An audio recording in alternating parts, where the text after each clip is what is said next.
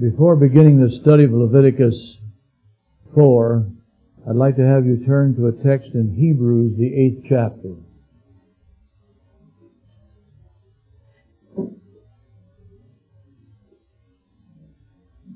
Let's just read together the first 5 verses, and then we'll note carefully the 5th verse. Now the things which we have spoken, this is the sum. The word there means the head point, the top. We have such an high priest who is set on the right hand of the throne of the majesty in the heavens, a minister of the sanctuary and the true tabernacle which the Lord pitched and not man. For every high priest is ordained to offer gifts and sacrifices, wherefore it is of necessity that this man have somewhat also to offer. For if he were on earth, he should not be a priest, seeing that there are priests that offer gifts according to the law, who serve unto the example and shadow of heavenly things. As Moses was admonished of God when he was about to make the tabernacle, foresee, saith he, that thou make all things according to the pattern showed to thee in the mount. Now we have taken that verse from Exodus. In other words, that he was to make all things according to the pattern shown in the mount. And we've applied that principally to the articles of furniture. And we have worked up multiple meanings to the various parts of those furniture items.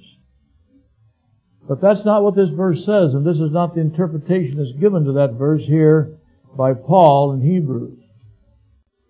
He says that the priest, as far as that first sanctuary was concerned, served unto an example and shadow of heavenly things.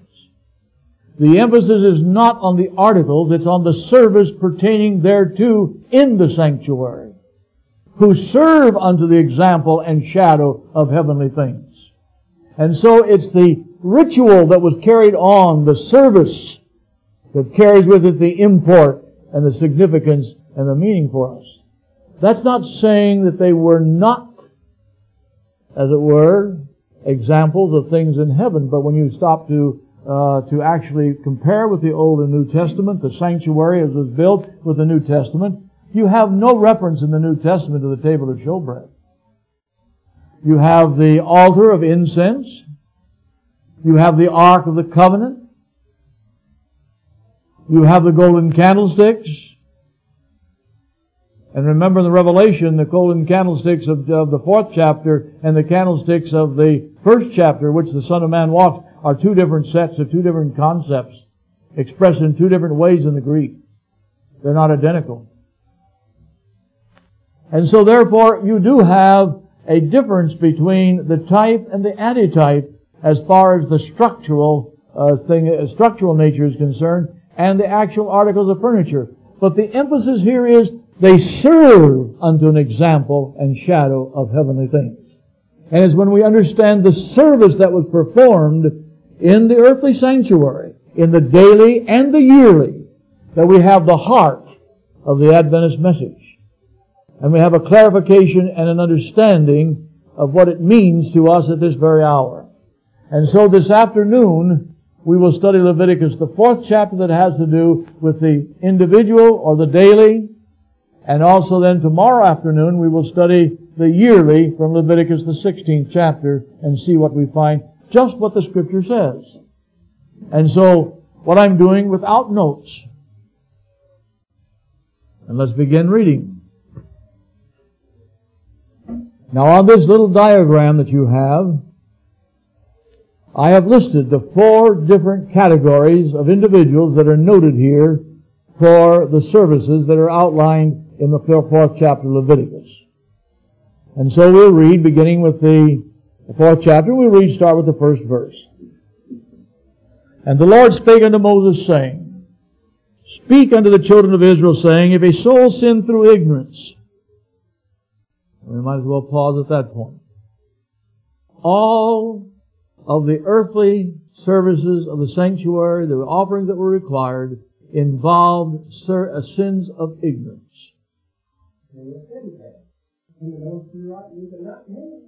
I know, but these are sins of ignorance when they come to their knowledge. But it's not deliberate sin. Premeditated sin is not covered in the sanctuary service of the Old Testament. David understood that. In the 51st Psalm, when he deliberately sinned, he said, if it were possible, I would bring. All is required. And then you find Paul in his sermon at the church there in Antioch and Pisidia. He says that Christ, in His sacrifice, took care of sins which were impossible or were not under the old covenant, things that were not involved in the old sanctuary service. So these are sins of ignorance once they come to the mind of the individual, and here's the prescribed ceremony. The purpose is, what do they mean to us? Only what Paul says. They serve unto an example and shadow of heavenly things. And so let's learn the lesson. If a soul sin through ignorance against any of the commandments of the Lord concerning things which ought not to be done, and shall do according to any of them, if the priest that is anointed do sin according to the sin of the people. A better translation of this from the Hebrew is that if the priest or the priest that is anointed do cause the congregation to sin. In other words, if he does certain things that causes the congregation to sin or is held accountable, then there's certain things to be done. Let him bring for his sin which he hath sinned a young bullock without blemish unto the Lord for a sin offering. And he shall bring the bullock unto the door of the tabernacle of the congregation before the Lord, and shall lay his hand upon the bullock's head, and kill the bullock before the Lord. And the priest that is anointed shall take of the bullock's blood and bring it to the tabernacle of the congregation. And the priest shall dip his finger in the blood and sprinkle the blood 7 times before the Lord before the veil of the sanctuary. And the priest shall put some of the blood upon the horns of the altar of sweet incense before the Lord, which is in the tabernacle of the congregation, and shall pour all the blood of the bullock at the bottom of the altar of the burnt offering, which is at the door of the tabernacle of the congregation.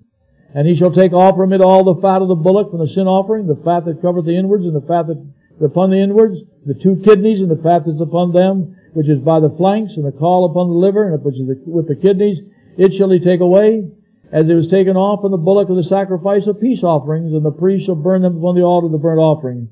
And the skin of the bullock, and all his flesh with his head, and with his legs, and his inwards, and his dung, even the whole bullock shall he carry forth without the camp, unto a clean place where the ashes are poured out, and burn him on the wood with fire, where the ashes are poured out, out shall he be burnt.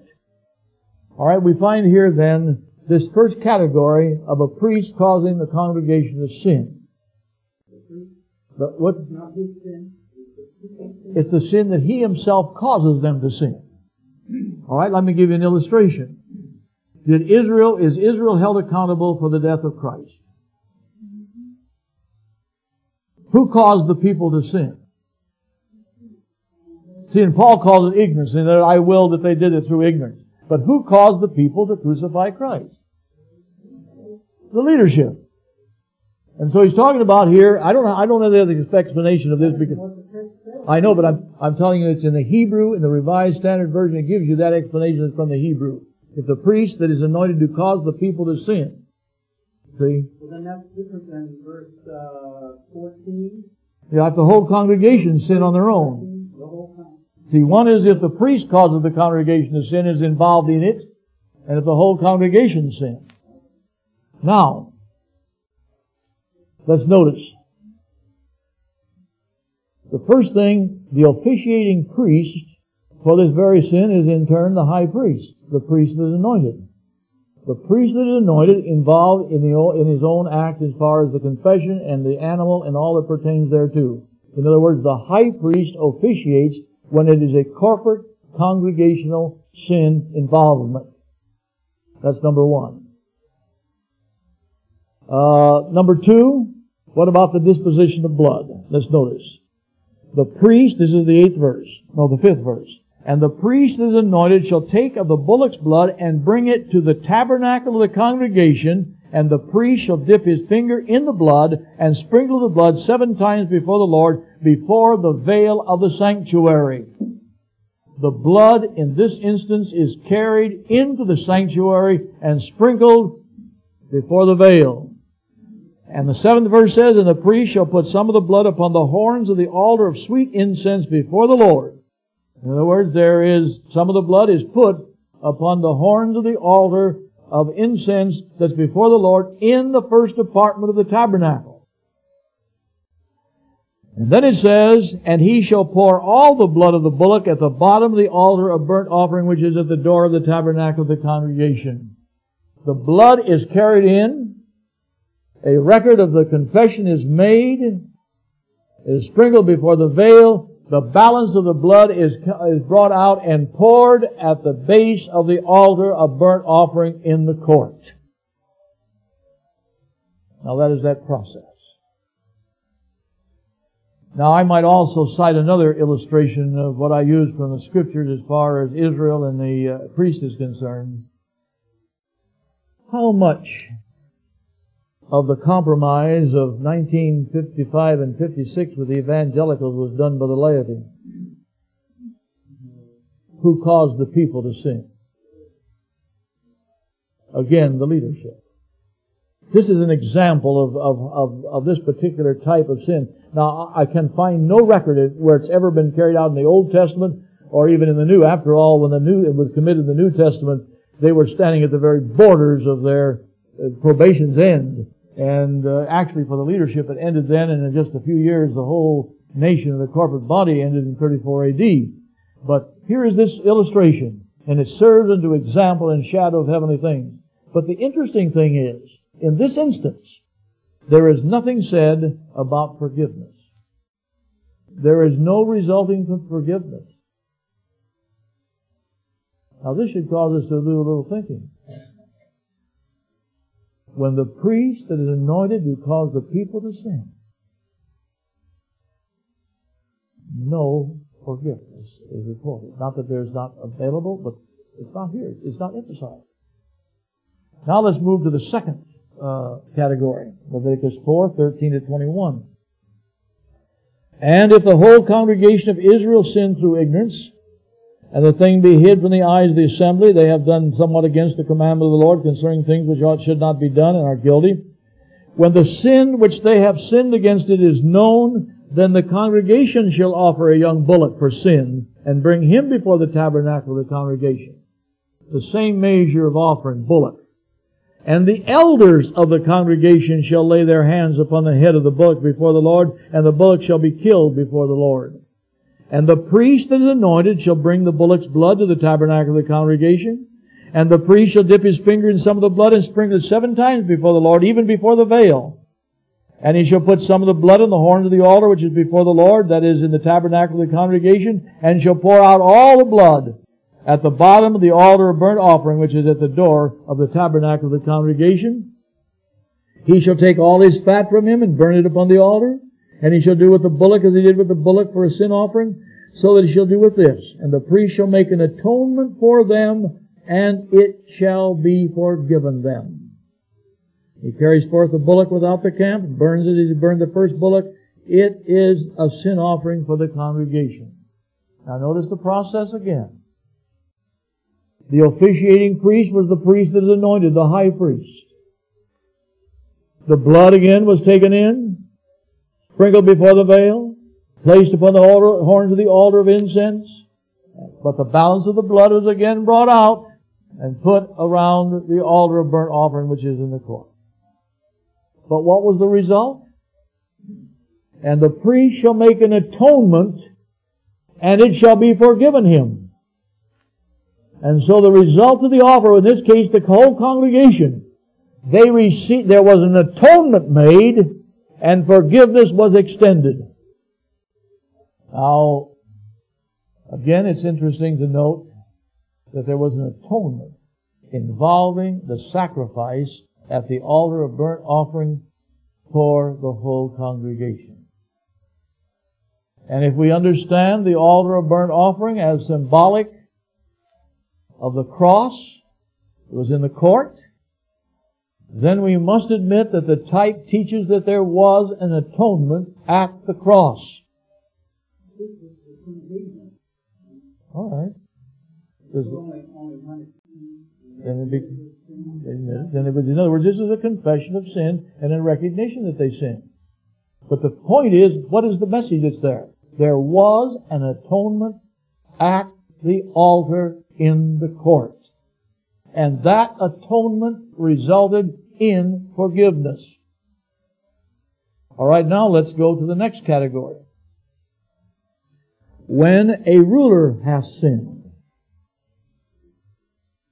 All right, now let's just think a little bit. A ruler has sinned. All right. All right, now just a minute. It says, in Eleazar, the son of Aaron, the priest, shall be chief over the chief of the Levites and have the oversight of them to keep the charge of the sanctuary. That word for chief in Numbers 3:32 is the identical word for ruler in Leviticus 4:22.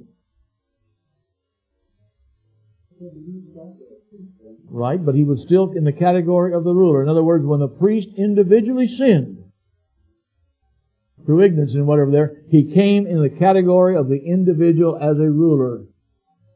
Chief. Beg your pardon? In other words, when the priest sinned as an individual, the same as a chieftain of a tribe, then he came under the category here of the ruler, category of sin. If he, and if he sins as an individual, then he comes under this category, and not in the categories if he caused the whole congregation to sin, or all the chieftains of the tribes. They came under the category of the ruler. Now let's notice the differentiation. Let's go back to Leviticus 4. When a ruler has sinned, and done somewhat through ignorance against any of the commandments of the Lord his God concerning things which should not be done, and is guilty, or if his sin wherein he has sinned come to his knowledge, he shall bring his offering, a kid of the goats, a male without blemish. He shall lay his hand upon the head of the goat, and kill it in the place where they kill the burnt offering before the Lord. It is a sin offering. And the priest shall take of the blood of the sin offering with his finger, and put it on the horns of the altar of burnt offering, and shall pour out his blood at the bottom of the altar of burnt offering. Alright? The priest that is anointed does not minister in this case. The common priest ministers for the individual. The high priest ministers in corporate transgression. The common priest ministers in individual transgression. Now notice what they do. And he puts it upon the horns of the altar of burnt offering, and shall pour out his blood at the bottom of the altar of burnt offering. The blood of the individual, when he offers for himself and making confession of sin, that blood is carried no further than the altar of the court. Putting on the horns of the altar of burnt offering, and the balance again poured at the base. Now let's go further. And he shall burn his fat upon the altar, and the fat of as the fat of the sacrifice of peace offerings. And the priest shall make an atonement for him as concerning his sin, and it shall be forgiven him. Again, the common priest makes an atonement where? At the altar in the court, which results in forgiveness. Now let's go to the 27th verse. And if any one of the common people sin, through ignorance, which he doeth somewhat against any of the commandments of the Lord concerning things which ought not to be done, and be guilty, or if his sin which he hath sinned come to his knowledge, then he shall bring his offering, a kid of the goats, a female without blemish, for his sin which he hath sinned. And he shall lay his hand upon the head of the sin offering, and slay the sin offering in the place of the burnt offering. And the priest shall take of the blood thereof with his finger, and shall put it upon the horns of the altar of burnt offering, and pour out all the blood thereof at the bottom of the altar. He shall take away also the fat thereof, and so forth, as the fat is taken away from off the sacrifice of the peace offerings. And the priest shall burn it upon the altar for a sweet savor unto the Lord. And the priest shall make an atonement for him, and it shall be forgiven him. Again, the emphasis is what? An atonement where? In the court at the altar of burnt offering, and the result is forgiveness. And then it says if he brings a lamb for a sin offering instead of the other, and the process is the same, the blood is put on the horns of the altar in the court, The blood poured at the base. The priest then makes an atonement for him, for that which he hath committed, and it shall be forgiven him. Now I want you to notice now, as we cover this 4th chapter, certain things stand out as you filled in your chart. Now maybe we've gone too fast to fill in everything. All right, but you can follow it through and fill it in at your convenience. But I want you to notice now certain things. When it comes to corporate confession, the high priest enters the ministry and carries the blood into the first apartment and there records the confession.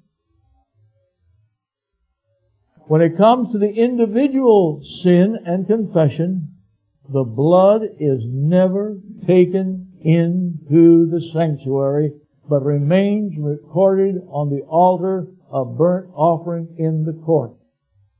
But in both instances, an atonement is realized by the individual, resulting in forgiveness. Now this should clear up some of our thinking, and that we might think clearly on these things. There is no record of confession, or if you even speak of it as sin, no record ever taken into the sanctuary for the individual.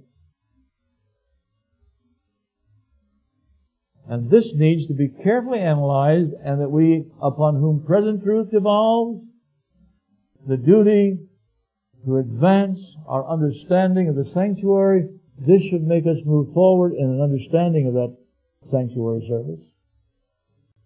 Furthermore, if by that offering was the means by which the sin was recorded, the best way to keep it away from God and not have it recorded against you is not sacrifice. In other words, if it's a recording of the sin by this act, and it should, as it's popularly taught, goes in, then the best way to keep God from having any knowledge of your sin or any record is just not make any sacrifice. There's no record then. But that's not the point. The point is that this is an act of confession and a transfer of the sin by which an awantment may come to the individual. Forgiveness. And what does that awantment mean? If my sin has been forgiven to such an extent that I have an awantment once more with God, it's saying that I can stand before God as if I did not sin. And that's what forgiveness means. The privilege of standing before God as if I had not sinned. Now, standing in God's presence to live forever, that's a different story. That will require something else. That's the yearly service. But the daily service, I get an atonement that results in forgiveness. And so what are we doing today? In our zeal to react to those that deny the final atonement. And there are those who deny it. And you know who I'm talking about, and you know what I'm talking about. Then in our zeal to deny it, we deny the atonement at the cross. And put it out here. No. There is a dual atonement. There's no question you have the Day of Atonement, so you can't argue on the final atonement. But on the daily service, there is an atonement. And we need to recognize that fact. So Adventists originally, when they accepted the full picture of Leviticus, did believe in a dual atonement. And the sanctuary. And I probably should have brought my little model sanctuary in here so that you could see it. You had the altar in the court, one center of activity, and on the Day of Atonement you had the center of activity in the most holy place. The two aspects. Now there's another aspect of this. The priest. The high priest ministered on corporate. And the blood went into the sanctuary, into the first apartment. For the individual, be he a ruler or a common person, the common priest officiated. And how did he officiate? You see, not only did he put the blood there, but because the blood was not taken in, the priest ate a part of the victim. The common priest. In other words, he became partakers with the sinner. See, the victim became standing for the sinner. He partook of it. He identified himself with the sinner, with the sacrifice, the common priest. Now think. When? When he went back to heaven. What was he on earth? Common priest. Could he forgive sins? That you might know that the Son of Man hath power on earth to forgive sins, he said the one, take up thy bed and walk. What? Right. He had dual role. Alright, but he was the one that forgave sins as the common priest. Now, just a minute, you caught my thought on that one. As the common priest, he partook of that victim. Inasmuch as the children are partakers of flesh and blood, he likewise himself took part of the same. He took our nature, our fallen nature. And so you have in the picture of the sanctuary, as you study this 4th chapter through carefully, verse by verse, the whole sanctuary basic doctrine of Adventism plus the incarnation concept is all woven together in one unit. Thus, when the sanctuary is destroyed, and the teachings of the sanctuary is destroyed, the very foundations of Adventism are destroyed. And this is exactly what we need to understand and be careful about in our study. And the only way that we're going to keep this thing straight and understand it is to take the verses in the chapter just as they are, step by step, and outline it. And here's what it says. Here are the facts. Now, what do these facts say to us? What are they speaking to us? How are we to relate to them? And this will help us better to understand the work and the ministry in the heavenly sanctuary once we understand the work here in this earthly sanctuary. Now, I wish it were possible for us to go into Leviticus 16 before we study tomorrow in Daniel the 7th chapter, but I can't work it that way. And we're going to probably bring them pretty close together as we study together tomorrow in Daniel 7 as far as the prophecy is concerned, and also tomorrow afternoon as we come to the 16th chapter of Leviticus and study the final atonement and its significance. But I want you to keep in mind one thing. You will observe here that the ruler is the priest as an individual, whether it be high priest or common priest. And he entered into the sin offering of the individual. But nowhere on the Day of Atonement will we find that the common priest had carried the sin, that there's ever an atonement made for him in relationship to the Day of Final Atonement. In other words, there's a break there because they're not related. And we need to understand that. Just look ahead and think about that. And when we come to Daniel 7 and we put this whole thing together, you'll find a beautiful outline and array of truth. Perhaps not exactly as you thought of it before, but remember our responsibility upon whom present truth has come devolves the duty of developing that truth to a higher plane than when we have received it.